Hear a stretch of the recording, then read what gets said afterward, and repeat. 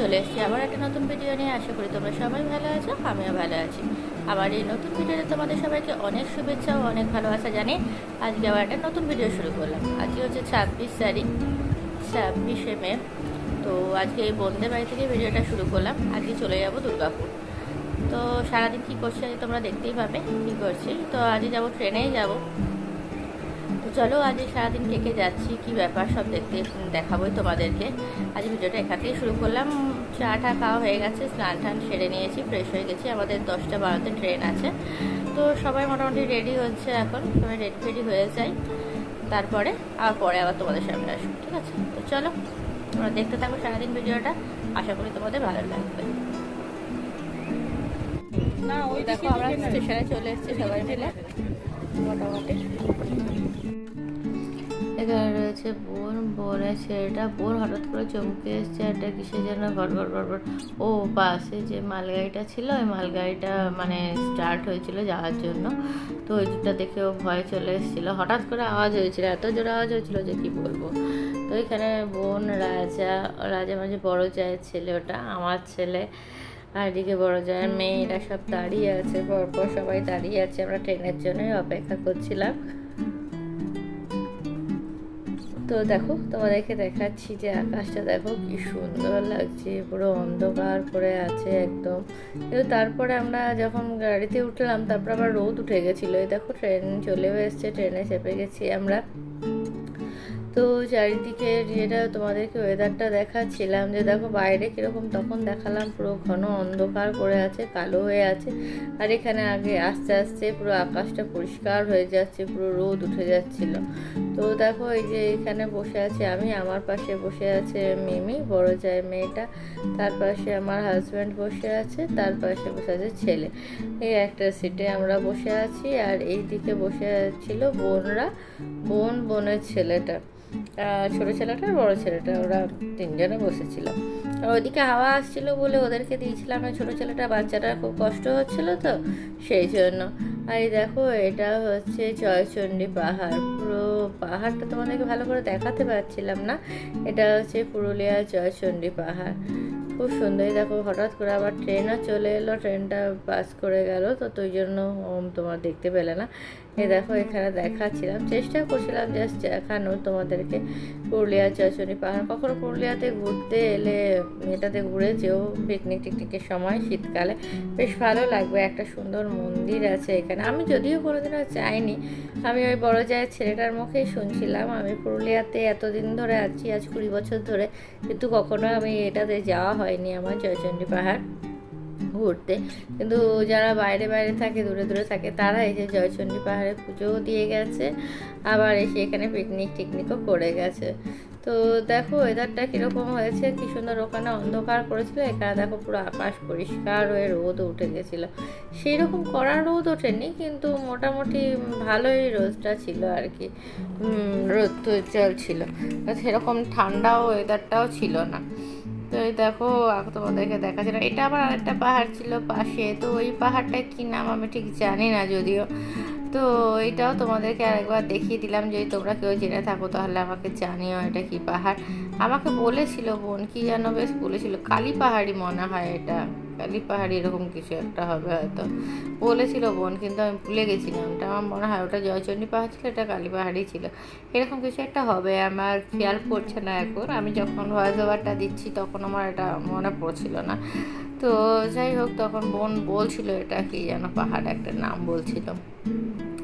তো যাই হোক দেখো পুরো চারিদিকে গাছপালায় ভর্তি। কিন্তু এখন তো বর্ষাকাল এলে পরে তো আরও মানে হয়ে যাবে, গাছপালাতে পুরো ভরে যাবে। এখন গ্রীষ্মকাল, তাতে এই অবস্থা। বেশ ভালো লাগছিল, ওয়েদারটা যদি ঠান্ডা থাকতো আরও বেশি ভালো লাগতো। তো আমরা এই সবাই মিলে যাচ্ছিলাম একসাথে। বোনরা বাপের বাড়িতে চলে যাবে আর আমরা আমাদের ঘরে কোয়ার্টারে উঠে যাব। তো ওই জন্য মানে আমার হাজব্যান্ডের এখন স্কুলে ছুটি পড়েছে, ছুটি করে দিল। আমাদের নিজেদের স্কুল আছে, ওই জন্য ও আসতে পারে না সবসময়ের জন্য। স্কুলটা ছেড়ে দিয়ে চলে এলে তো অনেক চাপ হয়ে যায়, মানে টিচাররা সেই রকমভাবে মন দিয়ে হয়তো কাজকর্ম করবে না, যে টিচাররা মানে ইয়েরা না থাকে, হেড স্যার না থাকে। তো ওই জন্য খুব একটা ও আসতে চায় না, খুব কমই আসে। তো এখন ছুটি দিয়ে দিয়েছে স্কুলে, তো ওই জন্য ভাবলো যে না, তো চলো। আমরাও বললাম যে চলো কদিন ঘুরে আসবে। ও আশা করেও ছিল যে যদি মানে গরমের ছুটিটা পড়ে যায় তারপরেও চলে আসবে। তো দেখতেই পাচ্ছ আকাশটা কিরকম পরিষ্কার হয়ে আছে, দেখছো? পুরো রোদ উঠে গেছিলো একদম, এখানে তো পুরো রোদ লাগছিল। বাচ্চারা বসেছিল ছোট, ও তো জলে মানে পুরো একদম জল দিয়ে দিয়েছিল ওর মা গোটা গায়ে।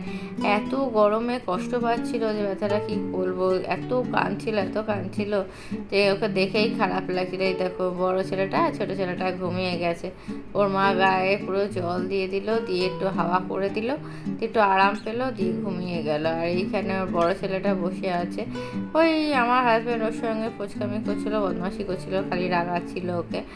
আর এখানে বোন বসে আছে, আর এদিকে আমার ছেলে বসে আছে। ও তো আমার ক্যামেরার দিকে আসে যায় না, লুকিয়ে লুকিয়ে ওর দিকে আনি। তো এইবারে ও বলতে চাইছে আমাকে, দেখো বলবে যে আর কতক্ষণ দেখাবো, এটাই ও বলছিল, আরও কিছুক্ষণ দেখাবে, তো দেখিয়ে না ভালো করে, দেখো কতক্ষণ আর দেখাবে। তো ওই আর কি ওকে একটু ওই দেখো ও বলছিল, তো ওই জন্য সরিয়ে নিলাম ওকে। আর এই বড় ছেলেটা ও খুব আসতে চায় ক্যামেরাতে যে আমাকে একটু দেখাও, তো ওকে আমি দেখাই, ও খুব ভালো, ছেলেটা খুব ভালো। তো এই দেখো এটা হচ্ছে আমাদের আমরা পুরুলিয়া ক্রস করে এবার বর্ধমান ডিস্ট্রিক্টে ঢুকে যাচ্ছি, পুরুলিয়া ডিস্ট্রিক্ট ক্রস করে। তো এটা হচ্ছে ব্রিজটা, ওই ব্রিজটাই ক্রস করছিলাম, তখন তোমাদেরকে ওইটাই দেখালাম যে চারিদিকে দেখো জল শুকিয়ে কি অবস্থা। তাই এই ব্রিজটাতে একটু জল আছে, অনেক ব্রিজে তো জলই নেই, পুরো শুকিয়ে গেছে একদম, বালিতে বালি। তো এই দেখো এটা হচ্ছে পুরুলিয়া ডিস্ট্রিক্ট আর বর্ধমান ডিস্ট্রিক্টের মাঝখানে যে ব্রিজটা, ওইটাকে আমরা পেরিয়ে চলে যাচ্ছি, এবার বর্ধমান ডিস্ট্রিক্টে ঢুকে যাচ্ছি আমরা পুরুলিয়া ডিস্ট্রিক্ট পেরিয়ে। তো এইটাই তোমাদের সঙ্গে শেয়ার করছিলাম যে কত বড় দেখো ব্রিজটা। তাই দেখো এবার পেরিয়ে চলেও এলাম এদিকে, এবার আর বেশিক্ষণ সময় লাগবে না, আমাদের ট্রেনটা অনেক তাড়াতাড়ি ঢুকে গেছে, মানে 10-15 মিনিট বিফোরে চলছিল ট্রেনটা। তো 15 মিনিট ধরে আমরা 15 মিনিট আগেই আসানসোল ঢুকিয়ে দিয়েছিল, কিন্তু ওই পুরোটা তো ঢুকিয়ে দেয় না, বাইরে দাঁড়িয়েছিলাম অনেকক্ষণ ধরে, আবার যেই 12টা বাজে 5 হলো, 11:55 হলো, তখন আবার স্টার্ট করলো, দিয়ে আস্তে আস্তে আস্তে আস্তে তারপর 12টার সময় ঢুকালো। যেহেতু 11:36 হচ্ছে বার্নপুর, আর এদিকে 12টায় দিয়েছে আসানসোল, তাহলে বার্নপুর থেকে আসানসোলে ট্রেন আসছে কতক্ষণ সময় লাগতে পারে। তো ওই জন্য অনেক তাড়াতাড়ি চলে এসেছিলাম। তো এই দেখো এবার আস্তে আস্তে আস্তে আস্তে ট্রেনটা ঢুকছিল। তো এবারে চলো বাড়ি চলে যাচ্ছি, চলে এসেছি। বাবা এসেছিলো আমাদেরকে নিতে, বাবার কাছেই ছোটোটা রয়েছে ওই সামনের দিকে সিটে বসে আছে, এদিকে আমরা বসেছিলাম আমি, বোন, বড় চায়ের মেয়েটা আর আমার ছেলে, আর পেছন দিকে আমার বর আর বোনের বড় ছেলেটা ছিল।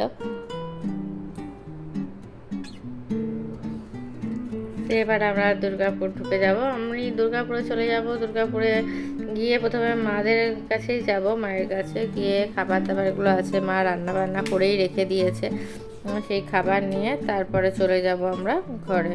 তা ওই জন্য, কারণ গিয়ে আমাকে রান্না করতে গেলে অনেক টাইম লাগবে, আর হোটেলে খাওয়া যেত, কিন্তু মা যেহেতু রান্না করেই রেখে দিয়েছিল সেহেতু আর ওই জন্য হোটেলে আর খাওয়ার কোনো ব্যাপার ছিল না। বোনদেরকে নামিয়ে দেওয়া হলো, নামিয়ে দিয়ে আমরা চলে গেলাম বাড়িতে।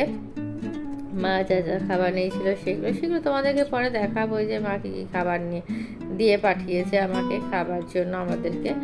তো সেইগুলো নিয়ে চলেছিলাম, আর গিয়ে পরে ওরা, তো দেখো বন্ধুরা চলে এসেছি আমরা ঘরে এসে ফ্রেশ হয়ে নিয়েছি, সবাই ফ্রেশ হয়ে গেছে।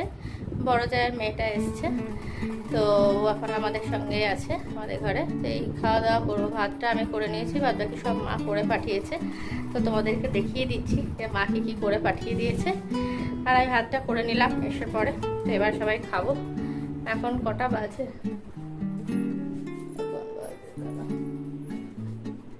2:45 বেজে গেছে। তো চলো 2:45 বেজে গেছে, এবার খাওয়া দাওয়া করে নিই এক এক করে। এই জাস্ট ভাতটা উল্টে দিয়ে এলাম, তোমাদেরকে একবার দেখিয়ে দিই কী খাবো। তো পরে বাকি আবার খেয়ে নিই, পরে আবার আসবো, হয়তো এখন আসবো না, এখন একটু রেস্ট নেব, পরে আবার আসবো। ঠিক আছে, তাহলে আবার দেখিয়ে নিই চলো। তো তো দেখো মা খাবার পাঠিয়েছে, এদিকে ফুলকপি আলুর তরকারি, এদিকে দিয়েছে 2 বাটি মাংস দিয়েছে, এইটা মাংস, আর চাটনিও দিয়েছে, তারাও দেখাচ্ছি। দেখো চাটনি দিয়েছে, ঠিক আছে। চাটনিটা ইচ্ছা করে রান্নাঘরে রেখেছি, এঠো করবো না, কারণ কালকে সোমবার আছে, তাহলে কালকেও খেতে পারবো। কারণ মানে সোমবার দিন তো নিরামিষ খাই, তো এখন যদি মাংসের এঠো করে দিই তাহলে কালকে আর খেতে পারবো না। তো ওই জন্য অতটা চাটনি তো আজকে একবেলা শেষ হয়ে যাবে না, সেই জন্য। ঠিক আছে, তো চলো খাবার দাবার দিয়ে দিই ওদেরকেও, আমিও খেয়ে নিই, আমরাও, আমার হাজব্যান্ডও এসছে। চলো খেয়ে নিই, আগে ওদের দুজনকে দিয়ে দেবো, ছেলেকে আর ওই বড় জায়ের মেয়েকে, ওরা দুজনে খেয়ে নেবে, তারপরে আমি আর আমার হাজব্যান্ড খাবো। ঠিক আছে, খেয়ে নিই, পরে আবার আসছি। তো দেখো বন্ধুরা, খাওয়া দাওয়া করে চলে এলাম। তো সন্ধ্যাবেলা থেকে প্রচণ্ড বৃষ্টি হচ্ছে, এখানে ঝড় হচ্ছে প্লাস বৃষ্টি হচ্ছে। ঝড় মানে সেরকম ঝড় হয়নি, তবে ভালোই হাওয়া দিচ্ছে এবং সন্ধ্যাবেলা থেকে ভালোই বৃষ্টি পড়ছে। বড় জায়ের মেয়েটা এসেছিল, ও চলে গেল, ও হোস্টেলে চলে গেছে, আর আমরা এখন 3 জনেই আছি। আমরা গেছিলাম সন্ধ্যাবেলা বৃষ্টির একটু থামার পর মায়ের কাছে, ওখানেই আজকে সন্ধ্যাবেলা স্ন্যাক্স খেয়েছি, খেয়ে তারপরে চলে এসেছিলাম, এসে ঘরে খাওয়া দাওয়া করলাম। তো তোমাদেরকে দেখানো হয়নি, কারণ প্রচণ্ড মানে কারেন্ট যাচ্ছে, আমাদের এখানে বৃষ্টি হচ্ছে বলে বারবার করে কারেন্টটা চলে যাচ্ছে, তো সেই জন্য সেরকমভাবে দেখাতে পারিনি। আজকে সেরকম কিছু খাইও নি, আলু সিদ্ধ, ঘি ভাত, ওই পোস্ত বাটা, বেগুন ভাজা এইসবই খেয়েছি। তো খেয়ে দিয়ে এই যে এবার শুয়ে পড়বো, বিছানা হয়ে গেছে, দেখতেই পাচ্ছ, মশারি টাঙানো হয়ে গেছে, কারণ বারবার করে কারেন্ট চলে যাচ্ছে, তো সেই জন্য মশারি টাঙিয়ে নিয়েছি। তো চলো আজকের মতো ভিডিওটা আপাতত এখানেই শেষ করে দিচ্ছি। আজ ওয়েদারটা খুব সুন্দর আছে, তোমাদের কার মানে তোমরা কে কোথায় থাকো তো আমি জানি না, তা তোমাদের ওখানে কিরকম ওয়েদারটা জানিও। আমাদের এখানে ওয়েদারটা খুব সুন্দরই আছে, বেশ ঠান্ডা ঠান্ডা ওয়েদার আছে। তো চলো আজকের মতো ভিডিওটা আপাতত এখানেই শেষ করে দিচ্ছি, কালকে চলে আসবো আবার নতুন ভিডিও নিয়ে। ততক্ষণ তোমরা ভালো থেকো, সুস্থ থেকো। তো চলো, টাটা, গুড নাইট।